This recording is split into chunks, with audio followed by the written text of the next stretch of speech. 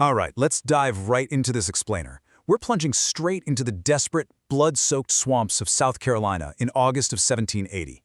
We are going to explore the absolutely incredible true story of Francis Marion, a man who stepped into this total void of leadership and fundamentally changed the way wars are fought. So here's the crucial thing you've got to understand. The American Revolution was literally on the brink of total collapse in the South.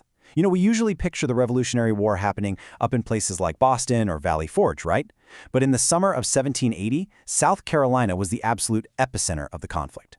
The major port city of Charleston had just fallen to the British after a grueling 6-week siege, and honestly, this was the single greatest disaster the Americans would suffer during the entire war. Continental forces were just decimated, the state's civil government had basically ceased to exist, and prominent patriot leaders were either locked up or literally swearing oaths of allegiance to King George just to survive. The British Crown had kicked off this Southern strategy to just end the rebellion once and for all. And it was a pretty elegant economical plan, really. Sweep through the less defended Southern colonies, get the local loyalists to do the heavy fighting, and trap George Washington between a Northern and a Southern advance. Savannah fell easily in late 1778. Then, as we said, Charleston surrendered in May 1780. And just a few months later, in August, the Continental Army's Southern forces under General Horatio Gates were absolutely routed at Camden. And the geography of South Carolina absolutely dictated the vicious kind of warfare that followed. The British had quickly set up this chain of forts, stretching from the Atlantic coast all the way deep into the western mountains.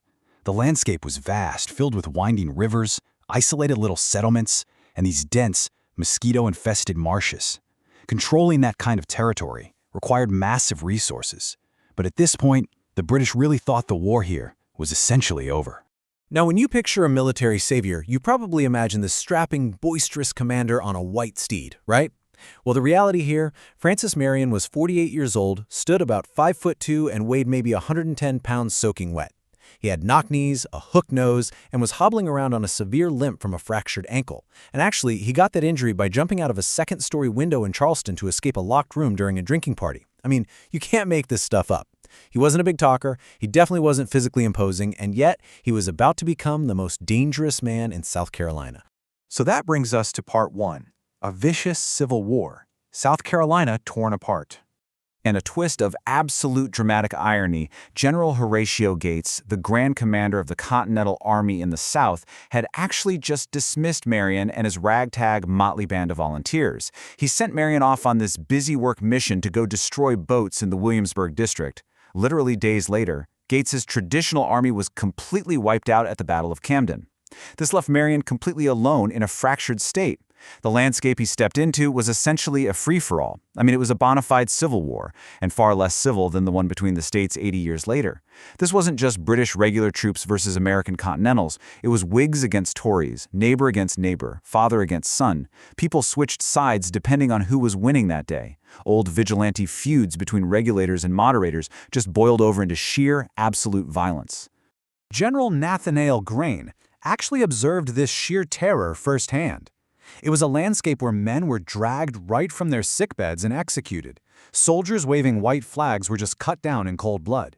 Lawlessness completely reigned, and both sides utilized fear, intimidation, and the burning of homes.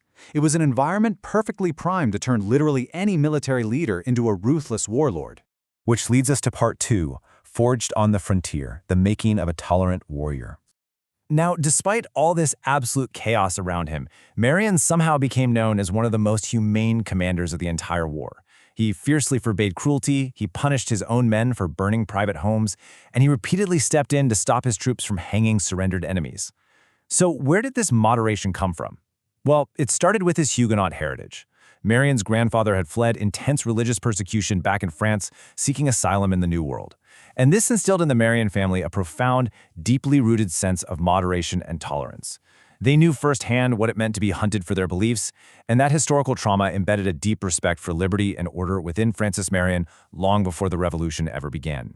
His military philosophy, it was further shaped by his experiences out on the frontier. Serving alongside British regulars during the brutal Cherokee Wars, Marion really learned the art of asymmetrical hit-and-run warfare.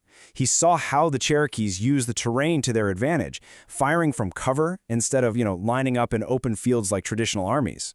But just as importantly, he witnessed the sheer arrogance of British officers towards the colonial militia, a massive mistake he made sure he would never replicate with his own men. And honestly, the sheer cruelty of war just sickened him.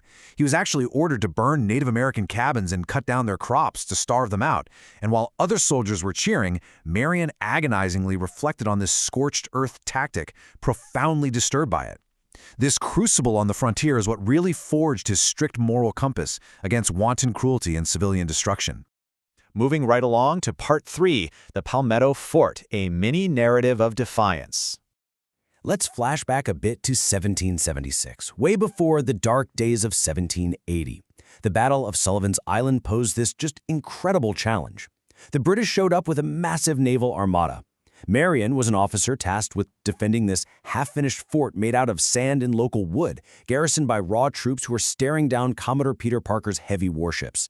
It looked so bad that even American General Charles Lee thought the fort was a slaughter pen and told him to just abandon it. Well, the brilliant answer to their survival was actually found in the local vegetation. The fort was built out of palmetto logs, so instead of splintering and sending this deadly wooden shrapnel flying everywhere, the spongy, fibrous texture of those palmetto logs literally swallowed the heavy British cannonballs whole. The British fleet absolutely battered the fort, but it held, resulting in this incredible, decisive victory for the Patriots, and really launching Marion's reputation as a highly capable officer. But despite that incredible early victory, the British came back in 1780 with an absolute vengeance. So Marion retreated into a sweltering, mosquito-infested marsh. And this oozing morass, filled with alligators and water moccasins, would ultimately become his fortress. And that sets the perfect stage for Part 4, Birth of the Swamp Fox. Out of the total ashes of Gates's defeated Camden, a completely new kind of resistance leader was born. South Carolina was basically entirely subdued at this point, but Marion saw an opportunity to fight a new kind of war.